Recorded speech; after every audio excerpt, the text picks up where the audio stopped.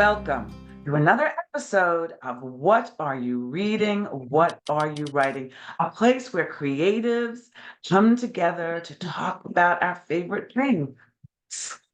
We're so glad that you are here today. I'm your host, Karen E. Osborne, author of Getting It Right, Tangled Lives, Reckonings, and True Grace. And I'm really excited to have you meet my guest today. Peggy Joque Williams is, and I'm going to let her tell you all about herself.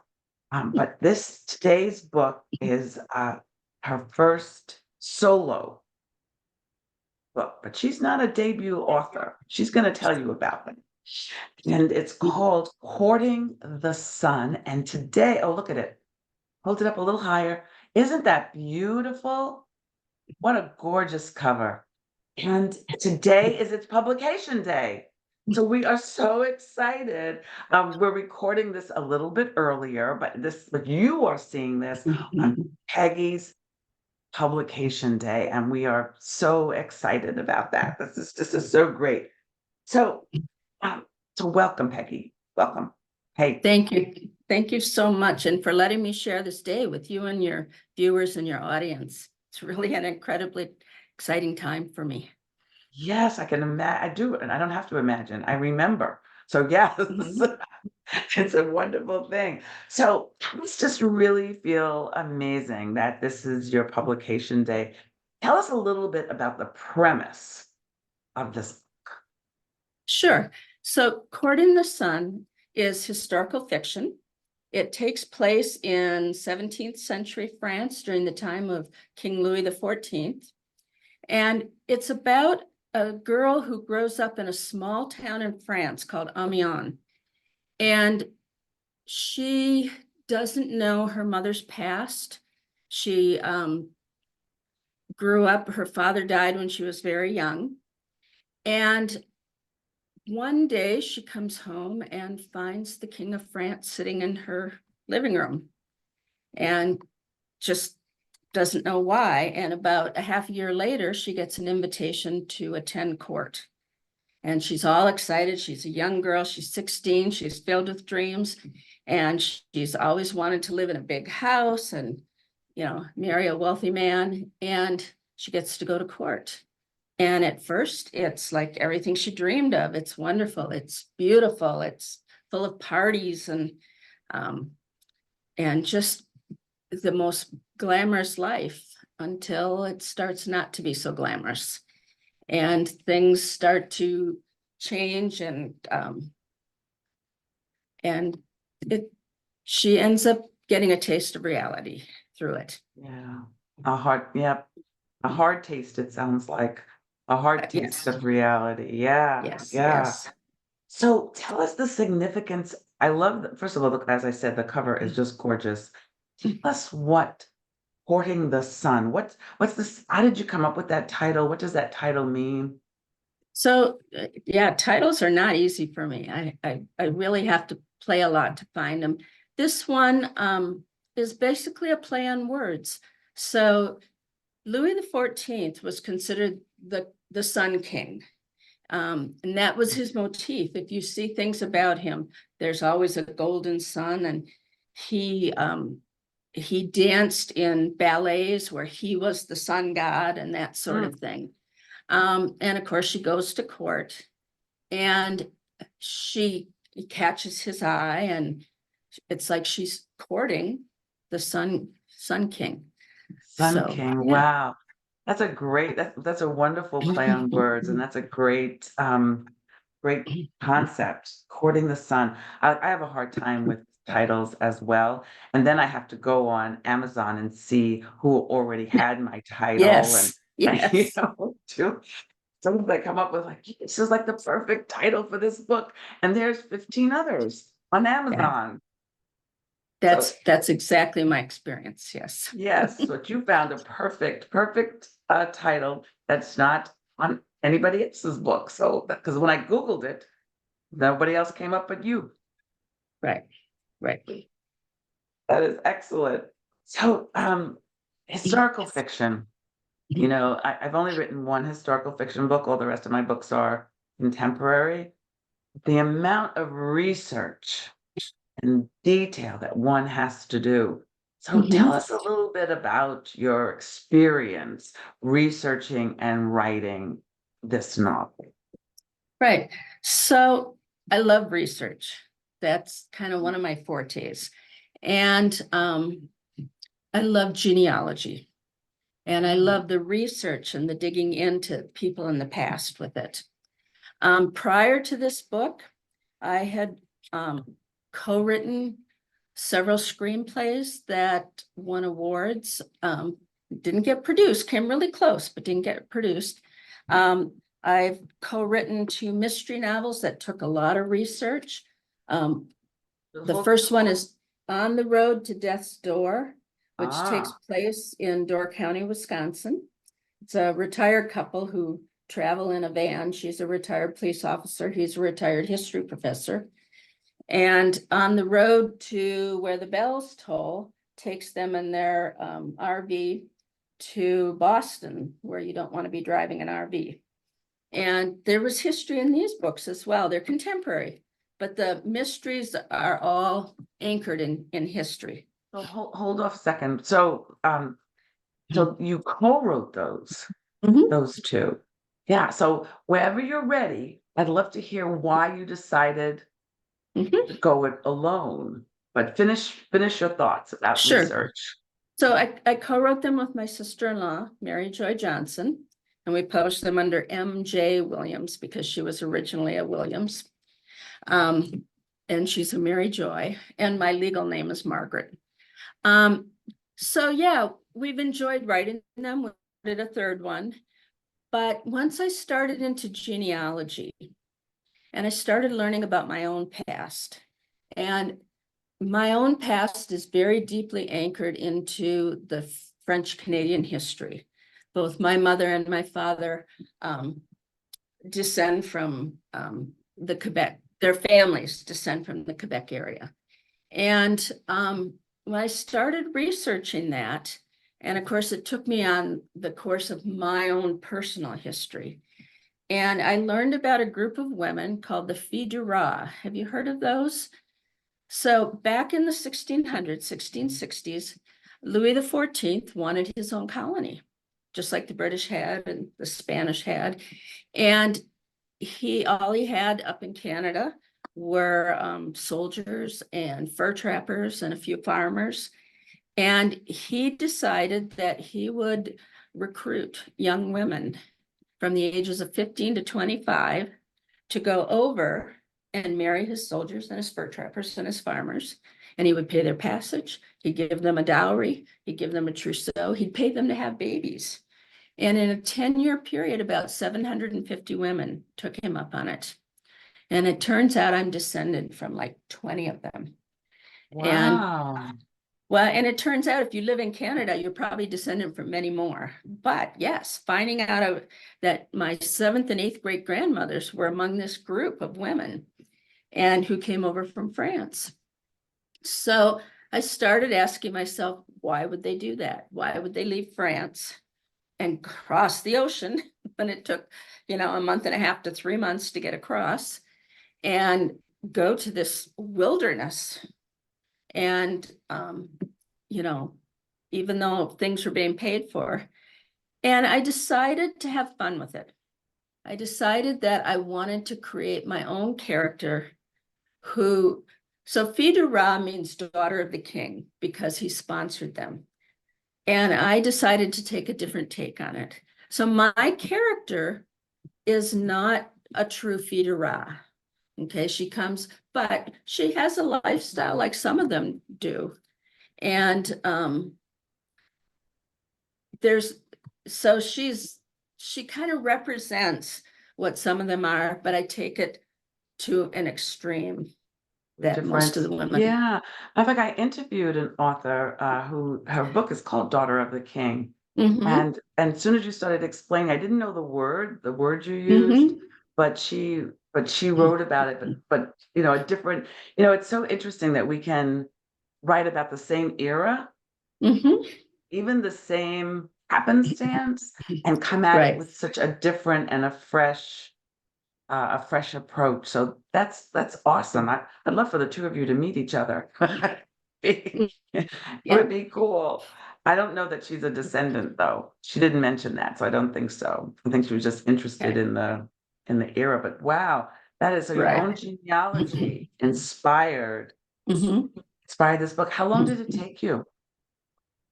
Well, I want to say it took me about 3 years to write the book, and then another couple of years to market it. I actually went through the route. I had gotten an agent. She loved the book. She showed it around. It got tons of compliments, but it didn't sell to any of the big companies. But when I finally went with a small independent company, um, the Black Rose Writing, um, they've been wonderful with it. And so, yeah, it's finally coming out. Yeah, I know we all have, I think people don't understand, writers understand, but I don't know that all readers understand all that goes into it and putting Right. ourselves out there and dealing with rejection and, and even kind rejection. I love it. No, no, it's not easy. It is not No, easy. no. So when you were doing your research, so did anything like really startle you or surprise you or resonate because this is your own history? Did you have anything that you found out that Well, yeah, just learning about France during that time period and learning about Paris and learning about um, number one, Paris was like the largest city in Europe at the time, probably even larger than London. They probably were pretty close. Um, it certainly was smelly, filthy, dirty, um, full of crime. And when Louis the 14th, he was king for like 72 years. He became king at the age of 5, although he didn't start to rule till he was like 21. And he transformed France. He had them light the city. So they would put candle sconces, big, huge sconces, every like 20 feet or something, and in front of all the intersections in the buildings. And at night, and people from neighborhoods had to go out and light them every night. And it lit the city up at night, which helped reduce crime. Um, he improved the economy of the country.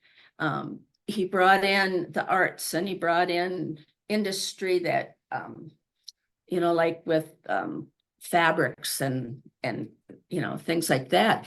And he brought in culture, and there were salons where the women were the ones who decided what was going to be discussed.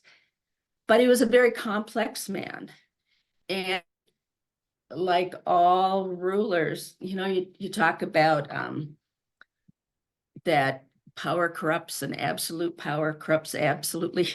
Well, I mean, he was in power for over 70 years. He had multiple palaces, in Paris, just around the outside of Paris. And he built Versailles over a period of years and spent tons of money on it at the expense of the people. And once it was finished, he required all the nobility to go and live there with him. And he told them how to live and what to wear and what to do and when to do it. And wow. if you displeased him, he ignored you, and then you were nothing and you had to leave. And he persecuted the Huguenots. He wanted everybody to be Catholic.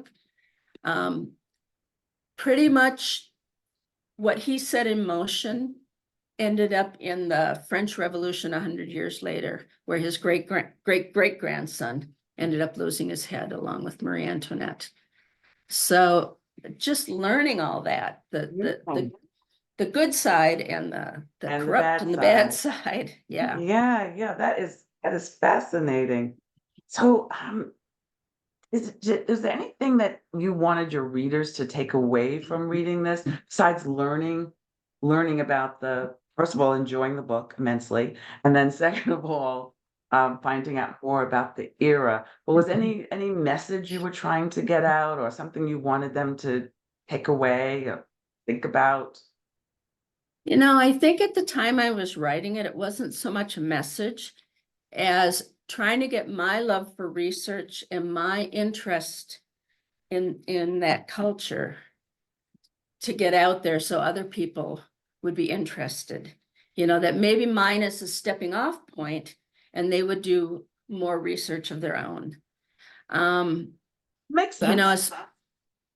as far as character, maybe be careful what you wish for. And I don't mean that you can't have dreams, Mm-hmm. but if your dreams are shallow, then maybe the outcome in terms of personal worth is going to be shallow. Mm. That's a good message. I like that one. I like that one a lot. Are you working on anything else now? Something new? I am. I Yeah. have two projects in motion. So one is the sequel to Courting the Sun, and it's tentatively called A Tangled Dawn. And it takes my character, Sylviane from France, to New France, which is Canada. And that's where more of the Fidura background Then. will come in. Yes, And yes. and the life in Canada, I mean, it was still under Louis XIV. It was same era, same time period, an entirely different world. And the challenge, I'm doing a lot of research there now. And then the challenge of making that as exciting as Paris and Versailles is a huge challenge. But then I've also finished a first draft of a mystery, a historical mystery. I've been wanting to write another mystery, one by myself.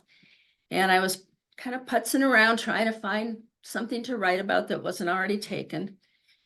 And it occurred to me I had all the research that I did for Courting the Sun. So why not use that? So I created a character in 17th century Paris. And in Paris, in the middle of the Seine, is that island. I think it's pronounced Ile de la Cité. And it was populated and it had, you know, buildings. And so I created a character who's the daughter of an apothecary there. And it takes some of the same characters from Courting the Sun and a whole lot of new characters. So two projects at once. Sounds like a good time. Sounds like you're having Yeah. a wonderful time. So we just have a few minutes left. I would be remiss if I didn't ask you about books you love, because this is what are you reading? What are you writing? Mhm. So can you share a couple of books you love briefly? Yeah. So what I'm reading currently and that I'm really enjoying, fairly recently, I read The Great Believers by Rebecca Mackay. Mm, And it takes place in the 1980s in Chicago. And it's a culture, the gay culture, that I wasn't part of, but a lot of people I know and have known were part of this culture. So I felt like I was reading about people I know, even though it was in a little bit different setting. Um, I fairly recently finished The Butterfly Cafe by oh, Diane yes. I Negatomo. interviewed her. She's been on our show. It's a wonderful Mhm. book. I loved it. And again, the people in her book, which is very current, felt like people I knew. And I have the privilege, I've been to Japan 3 times. My daughter-in-law is Japanese. And so when I can read something that takes place there, I love to. But the characters just felt so familiar. Yeah, that is Um, awesome. We're just about out of time though, yep. but I thank you so much for the recommendation. Oh, one more. I love that cover. So yes, that one too, your book, True Grace. Thank you. Uh, our audience wants to know you. They want to buy your books. They want to find out more about you, be in touch. How can they do that? Okay, so my website is peggywilliamsauthor.com. And I'm on Facebook under Peggy Jacques Williams, author. So it's easy to find me that way. And I think if you Google Peggy Jacques Williams, you'll get it. And my books are available, Amazon, Barnes and Nobles, bookshop.org. But I really want to give a shout out to the local independent bookstores. because they can order it. One here is going to be hosting my launch party later in May. And I just can't say enough about what they do for a community. And so True. I would love it if people want my book and they have a local bookstore, they can certainly ask for it there. That's excellent. And where do you live? Where's your local? I'm in Madison, Wisconsin. Excellent. So So any of you out there in Madison, Wisconsin, you'll be able to actually meet Peggy in person. that's right. That's right. So we thank you. Thank you so much, Peggy, for Oh, this and thank you. conversation. And thank all of you for watching. We so appreciate it. And hope I'll see you next week on What Are You Reading? What Are You Writing? Bye-bye, everybody.